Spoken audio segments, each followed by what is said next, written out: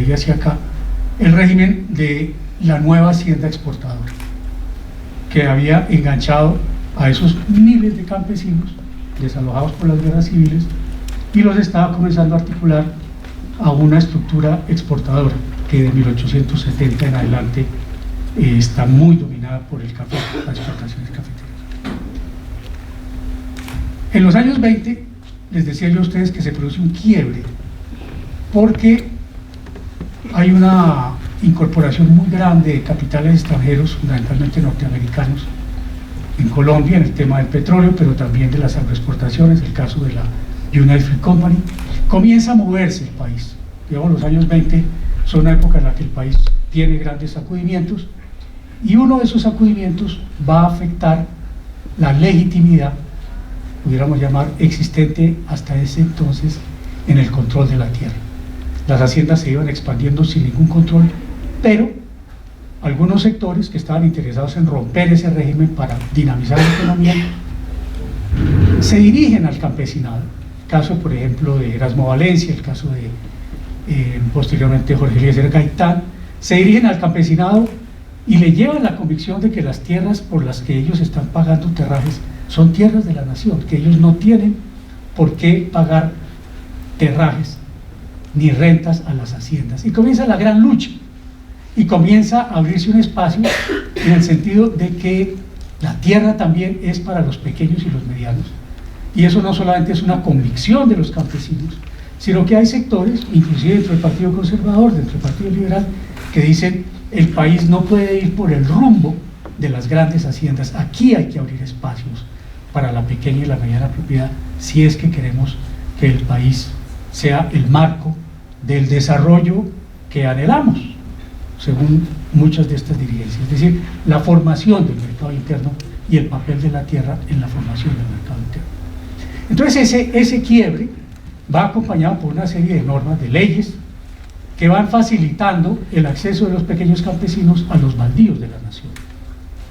Hay una ley del año 26 que se sustenta en un fallo de la Corte Suprema que exige que hayan títulos sobre las tierras que se reclaman.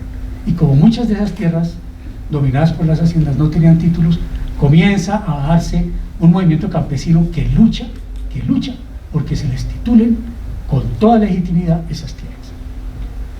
Hay un decreto 1110 de 1928, que abre el espacio para estas figuras, una de las cuales es el punto de partida para la historia de la familia Jara.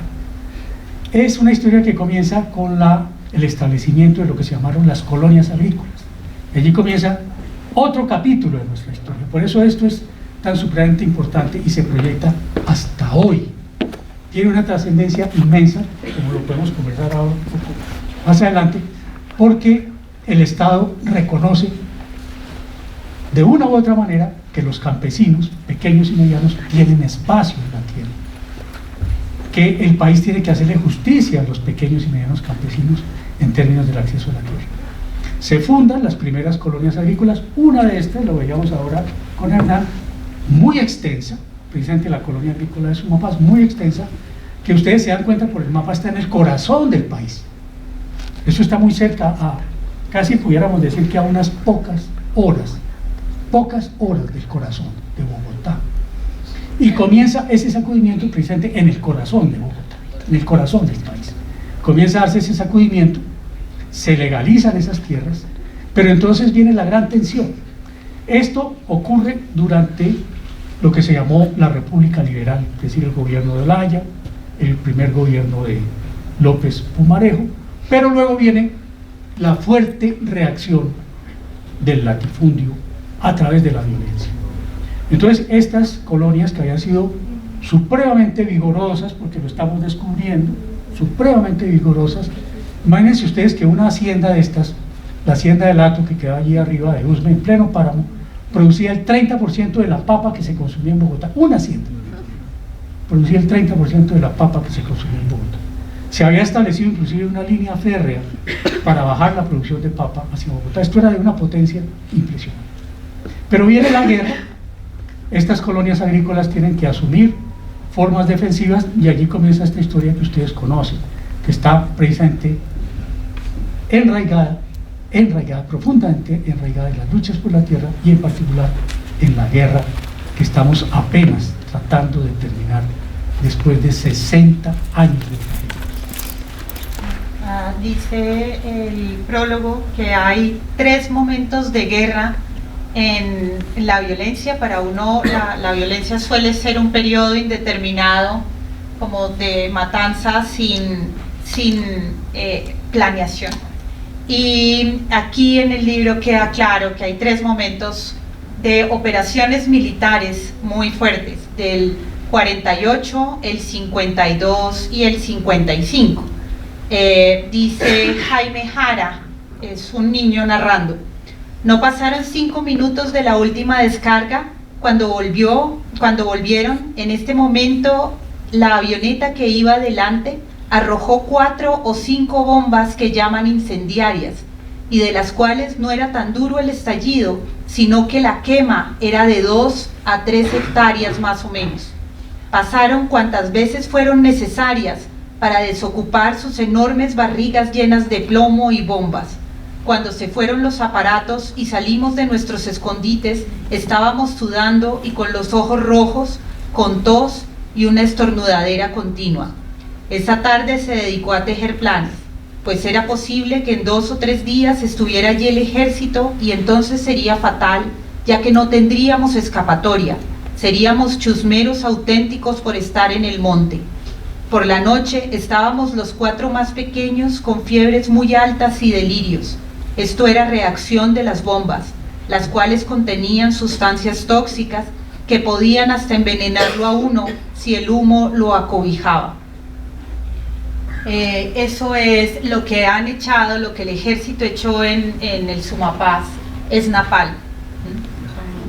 Ensayos previos a Vietnam, en Sumapaz, ¿sí? ¿Qué contaba su padre de las bombas ya en la casa, y de esos 3 momentos de guerra, cómo los vivieron? Buenas tardes a todos. Pues a ver, la historia pues más completa que nosotros podemos, hasta digamos nosotros los hijos, es el libro, porque pues mi papá en algunos momentos contaba algunas partes, pero digamos donde está más explícito todo, y donde él pudo expresar todo lo que se vivió y todo lo que pasó, es precisamente en los cuadernos que él dejó. Y como decía María al comienzo, es el legado que nos dejó. Digamos, él no alcanzó a quedar aquí por alguna circunstancia, pero en su escrito él dice que cuando él aprendió a escribir, calculamos nosotros que es como a los 13, 14 años, esos tiempos, pues podían de pronto estudiar 1 año y dejar 2 sin estudiar y así.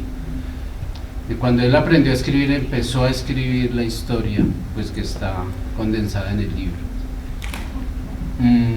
Lo que nosotros veíamos y de pronto en ese momento pues uno no le ponía tanta importancia, y hoy en día nos pesa, creo, a nosotros, es verlo casi todas las noches a la luz de la vela, llegar de sus jornadas de trabajo y ponerse a escribir, fuera en un cuaderno, en una hoja, en cualquier parte. Él hizo eso durante toda su vida, y por lo que hemos logrado pues averiguar y saber ahorita, él siempre estuvo obsesionado y centrado en escribir la historia de su familia, que pues igual no es la historia solamente de su familia, sino de muchas familias que lo vivieron. La parte, digamos, que más creo yo valoramos es que esta forma de él, o sea, es un niño que en el relato tiene 7 años cuando empieza el relato, y lo relata desde la visión de un niño, y el relato en todos los 10 años más o menos que dura el relato, siempre es la voz de un niño, por eso se le puso Memorias de Infancia. Es y una de las partes que nosotros siempre, yo me pregunto mucho es, mi papá pues desde sus 7 años vivió unas escenas durísimas, porque si uno empieza el libro, la primera parte es muy dura para uno que tenga ya 40, 50 años, imagínate para un niño de 7 años, 8 años. Yo siempre me pregunté, después de leer por primera vez los cuadernos, que fue hace unos 15 años, es cómo mi papá pudo, después de vivir esta tragedia de su vida, de miseria, de bombas, de toda esta parte, ser una persona como la que fue, pues con su familia, con sus amigos, con sus vecinos, porque realmente pues era una persona, digamos, tranquila, era una persona que no, digamos, destilaba venganza, deseos de odio, nada, o sea, al contrario, si él podía colaborar, nunca fue violento con nosotros en ningún momento, que uno pues pensaría que una persona que vivió estas cosas puede pues de alguna manera desahogarse con sus hijos, su esposa, pero nunca pasó. Entonces realmente el relato es, como digo, muy duro, y nosotros los hijos nos vinimos a enterar de toda la historia con el libro prácticamente, porque los cuadernos estuvieron ahí, pero hasta no hace mucho tiempo realmente lo leímos, bueno, yo lo leí, y mi hermano está por acá también, y pues se tomó la decisión de editarlos. Les voy a contar un poco la historia de eso, porque pues a veces es también el tema, digamos, de por qué a veces la memoria y este tipo de historias no se conocen. Entonces yo creo que por una parte muy poca gente y muy poco campesinos, pues como fue mi papá, somos nosotros, nos tomamos el trabajo de escribirlo. No tenemos como esa iniciativa de ponernos a escribir esa historia. Entonces para mi papá fue una especie de catarsis ponerse a escribirlo, desahogarlo ahí, desahogar la historia. Ya en el tema, digamos, de haber leído los cuadernos, a mí me impactó mucho, y le decía a Catalina, la editora del libro, que pues para mí era muy subjetivo. Yo lo hablaba con Oscar, mi hermano, pues porque pues eso estaba escrito por mi papá, entonces uno pues no, eso es lo mejor. Pues la visión ahí no es nada objetiva, pero cuando Catalina y doña María Clara Van der Hamen, la directora de Tropemos, y don Carlos, fotocopiamos los cuadernos y empezaron a leer el manuscrito, y nos empezamos a reunir pues para la edición del libro, pues la sorpresa fue mayor al ver la impresión que ellos tenían y la visión que ellos le daban al escrito. Eso fue muy satisfactorio, al revés, digamos, de cuando yo quise empezar a cómo editarlo, cómo hacerlo. Pues yo soy librero hace 28 años, trabajo en Lerner, y pues uno conoce muchas editoriales comerciales, pequeñas, independientes, y pues la sorpresa es que, digamos, yo sabía que una editorial comercial grande no se iba a interesar mucho en este tipo de historias, porque a veces hay esa parte mercantilista que no permite. Sin embargo, una experiencia medio apabullante fue, yo hablé con un editor que no es grande, es mediano, casi pequeño, y que había sacado ya libros muy por el estilo, de alguna manera, inclusive un libro que habla un poco de la misma historia. Y algún día en la librería le hablé, y no sé qué pasó, y sin embargo me dice, le conté el cuento a grandes rasgos, pero pues sin decirme, bueno, déjeme leer una parte, o sáquemele una copia, una parte, yo lo leo y le doy una visión o un concepto. Simplemente me dijo llanamente, sí, claro, eso se puede sacar, hay que reducirlo a 120 páginas máximo. Entonces, pues yo quedé frío. Afortunadamente se dio el paso y siempre lo digo gracias a Manuela Ruiz, la hija de Juan Pablo Ruiz, que fue el enlace para encontrarnos con la Fundación Tropembos, que siempre han desarrollado el tema de la recuperación de la historia, pero lo habían hecho sobre todo de indígenas en el Amazonas. Pero afortunadamente en ese momento el Ministerio de Cultura estaba haciendo un trabajo sobre la recuperación de la memoria campesina y precisamente estaban trabajando los caminos por el páramo del Sumapaz. Entonces se dio ese feliz encuentro, duramos más o menos 2 años en la edición del libro, pero pues para ya finalizar esa partecita, estamos muy satisfechos porque el libro salió muy bien editado, con muchos ingredientes que pues me parece que le dan más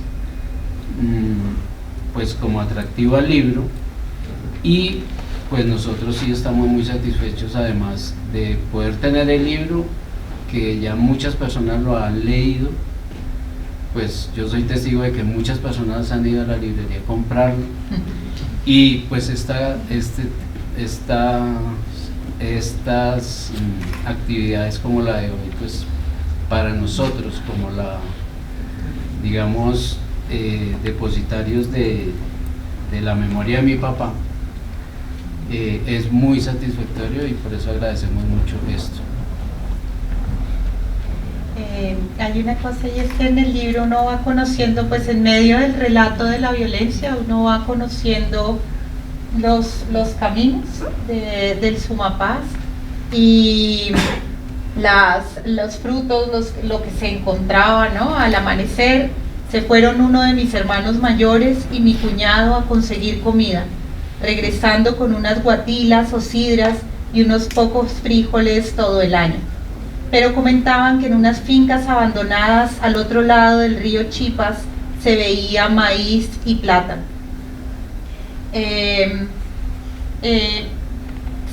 Ellos se encuentran gallinas en el camino, hay especies de palma que uno no imagina que estén en el páramo.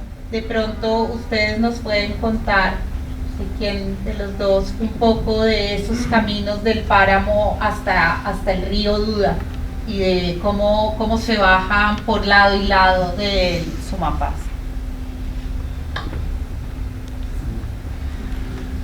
Pues bueno, voy a volver al mapa para que...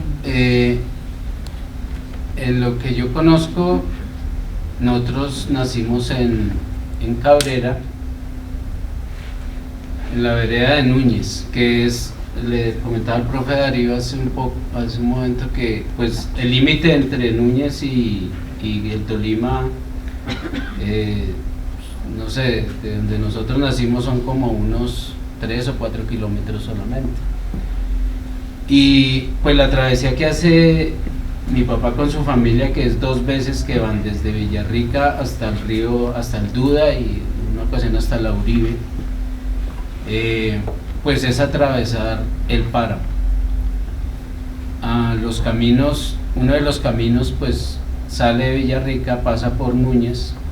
En Núñez siempre existió una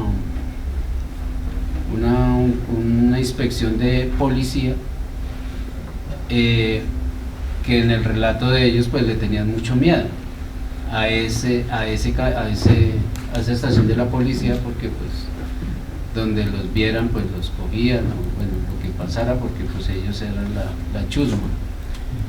Esos caminos en general eran trochas, unas partes eran empedradas y otras partes eran empalizadas, en palos. Pero ya en el páramo propiamente, pues ahí sí ya es casi llano.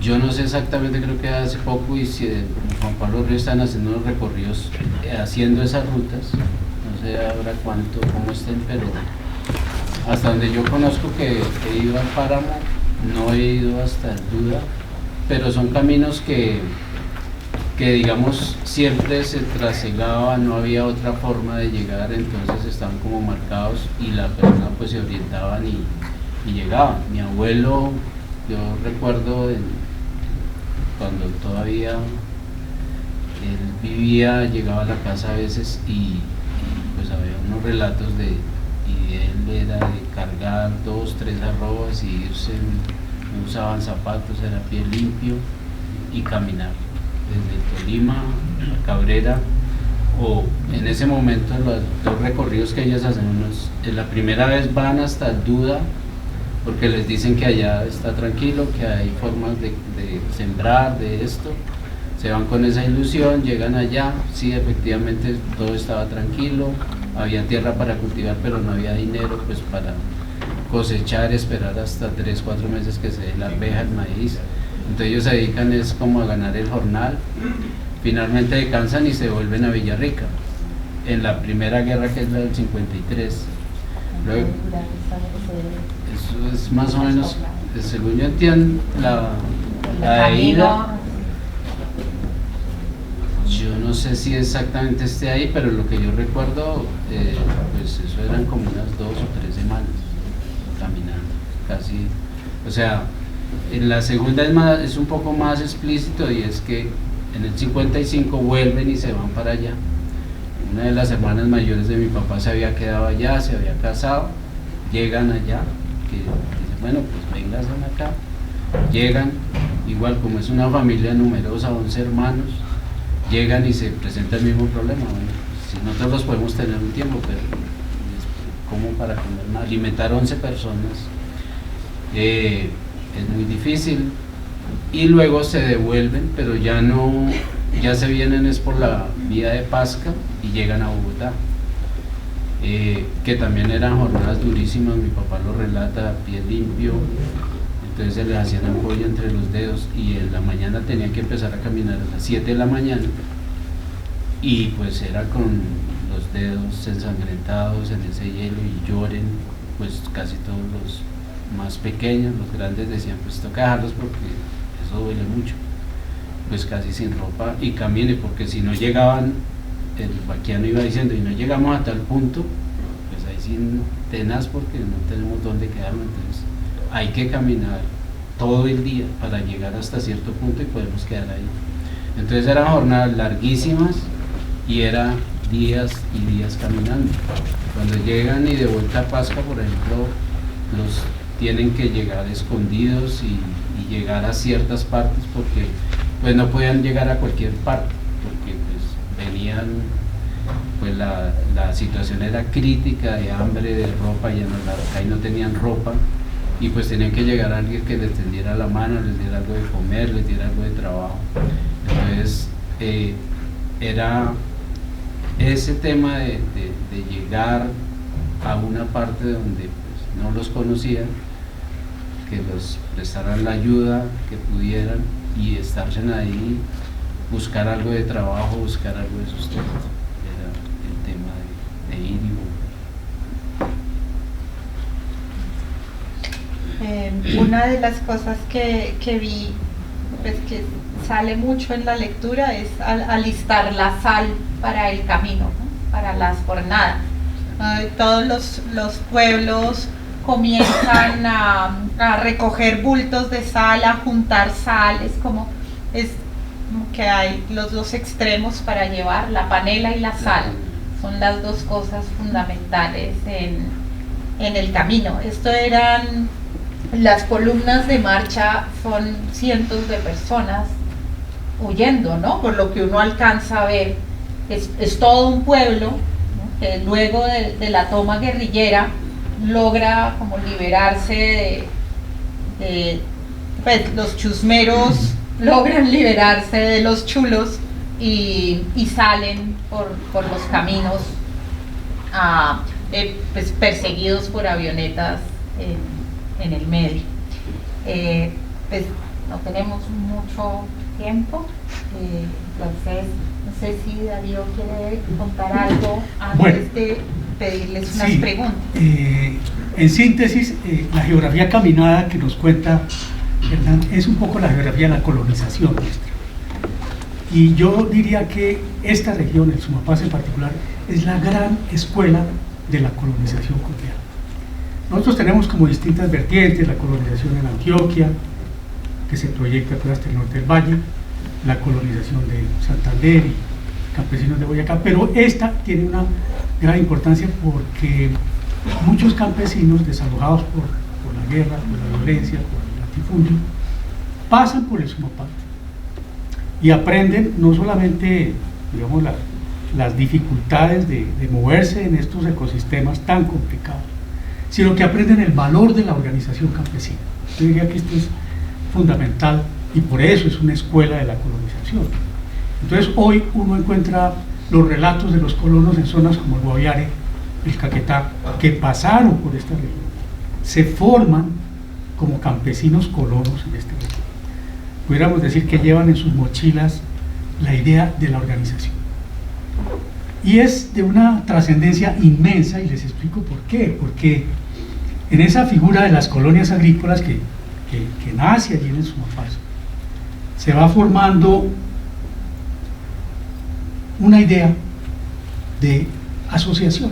Es decir, que los campesinos no pueden vivir solos, tienen que vivir agrupados, tienen que construir veredas, y es esa forma de asentamiento la que va a permitir la construcción de nuestra frontera. Y llega hasta hoy. La ley 160 de 1994 consagra esa figura, pero ya con otro nombre: son las zonas de reserva campesina.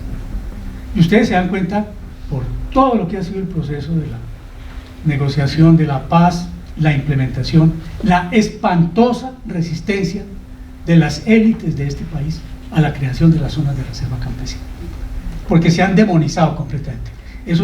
Las reservas campesinas tienen cachos, cola y huelen a azufre. Más o menos eso es lo que nos expresan de una u otra manera. Y de una u otra manera es impresionante cómo en la negociación de La Habana, una de las personas que estuvo allí de alto gobierno, la vicepresidenta, fue una de las que más se opuso a la creación de zonas de reserva campesina. Uno lo entiende, es decir, aquí no hay un problema simplemente de confrontación política. Para los sectores empresariales, la dicha, lo que llamaban en otro gobierno la confianza inversionista, radica en tener millones de campesinos sin tierra, desorganizados y desplazados. Eso es la dicha, porque es mano de obra barata. Y las colonias agrícolas, las reservas campesinas, las zonas agroalimentarias, los resguardos indígenas, los consejos comunitarios, son expresiones de comunidades campesinas que se organizan con un territorio. Y esto lo tienen que detestar. Uno entiende que lo tienen que detestar, que les vean cachos, cola y que huelen a azufre, porque es la antítesis de ese modelo despojador que nos llevó a la guerra y que hoy estamos tratando de cambiarlo por otra manera de convivir, que es lo que los campesinos nos han enseñado. Se puede convivir. Y la historia de Jaime, de la familia Jara, es una historia de familias que pueden convivir, que pueden manejar su espacio en medio de grandes dificultades, pero que pueden generar además un futuro para este país.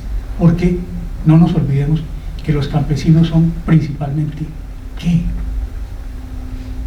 Los protectores de la naturaleza, aunque se denuestre de ellos, y fundamentalmente los productores de alimentos. Hoy en día, a pesar de la guerra, es la economía campesina de este país la que está generando una parte fundamental de nuestra alimentación. Entonces yo creo que es una historia que nos enseña muchísimas cosas. Y bueno, esperamos que a ustedes les quede sonando ese diablo con cachos, cola y azufre y que produce comida.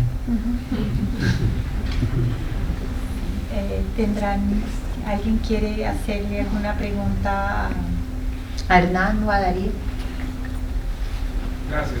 Primero que todo, pues felicitaciones, porque qué bueno que la vida da la oportunidad de que los hijos recojan la historia contada por su padre desde los 7 años. No sé hasta cuándo se cuenta esa historia, sería como lo primero. ¿Qué periodo abarca? Porque no les han dado tierra para poder trabajar. Muchas gracias. Gracias. La historia básica es 10 años, que empieza en el año 52 y termina en el año 62. Mi papá, digamos, cuando empieza la historia tiene 7 años, él nace en el 45, y cuando termina pues tiene más 16, 17 años. Al final hay un postfacio que la editora nos pidió y lo hicimos con mis hermanos, donde empatamos un poco desde que termina él su relato hasta que él muere, porque pues desafortunadamente y paradójicamente en el año 99 él lo mata, y lo mata la guerrilla, que nosotros pensamos que algún día ya lo iba a matar los paras, y lo habían amenazado también, pero así es este país. Eso en cuanto al periodo, aunque el relato que nosotros hacemos es muy rápido y pues era una parte como de finalizar eso, pero pues el texto real importante más es el de él. Y en cuanto a la fidelidad del texto, esa era una de las partes que, digamos, yo que estuve muy metido en el cuento tenía claro, o sea, era una recuperación de la memoria. Y entonces reflexionaba yo con el editor que me dijo que reducirlo a 120 páginas. Entonces yo decía, y las otras 240 que mi papá se la pasó casi toda la vida haciéndolas con mucho esmero, entonces no sirvieron de nada. Entonces una de las cosas que sí está fiel el texto, y que yo hablaba con Catalina y ellos, era el lenguaje, o sea, conservar el mismo lenguaje que él escribió sus cuadernos, y que el texto se corrigió ortografía, de pronto algunas cositas que se repetían, y de pronto se organizó un poquito una cosa, pero de resto es fiel a los cuadernos, totalmente. Y pues esa era como la tarea, no era, digamos, sacar un libro comercial que tuviera 120 páginas, que se leyera toda. Hay veces el libro puede ser un poquito, pienso yo, para algunas personas me han dicho, pues yo le he hecho varios intentos, he llorado 5 veces y no he podido terminarlo, pero ahí voy, porque pues es una memoria y con, digamos, es minuciosamente relatado, porque pues mi papá primero ahí se ve, tenía una memoria muy buena. Y además él, como empezó muy chico a escribirlo y lo tenía ahí todo claro, entonces da descripciones de las cosas, de la hora, del día, es que era un jueves, eran las 9 de la mañana, estaba haciendo sol, estaba lloviendo, estaba de tal manera. Entonces a veces se alarga un poquito algunas cosas. Hay un relato, por ejemplo, cuando él se pierde 9 días con un hermanito que es 2 años menor que él. Mi papá tiene 9 años, el otro tiene 7, y se pierden 9 días en la selva, comiendo pepas, comiendo hojas, tomando agua, sobreviviendo.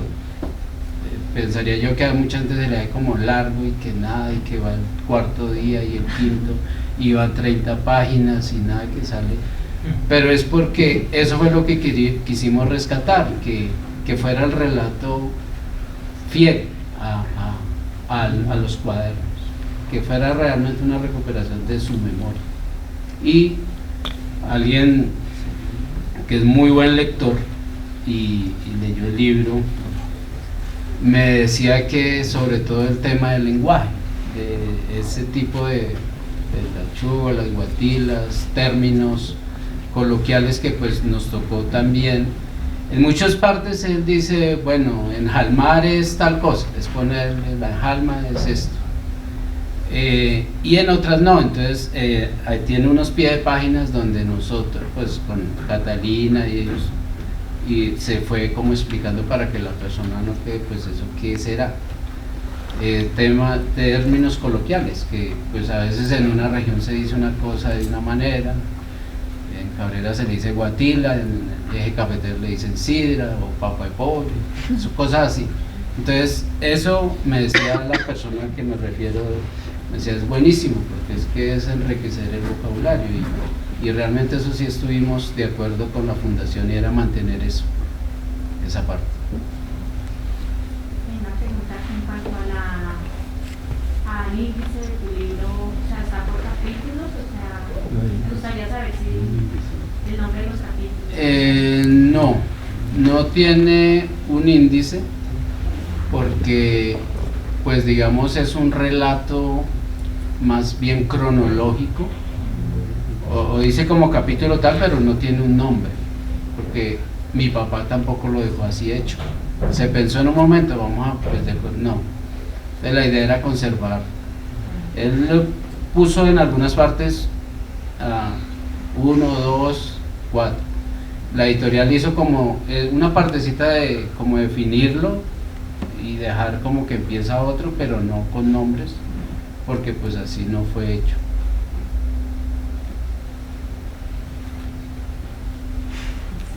Muchas gracias.